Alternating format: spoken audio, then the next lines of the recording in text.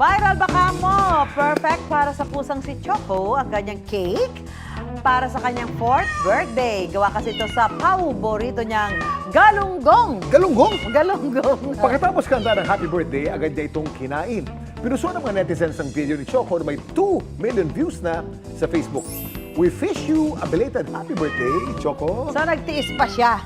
Kailangan mag-blow muna siya ng candle bago niya... Naku, pigil na pigil si Choco dyan sa kanyang paboritong galunggong. Paborito ng isda talaga. Diba? Pusa talaga? Isda talaga. Galunggong. Oo, galunggong talaga.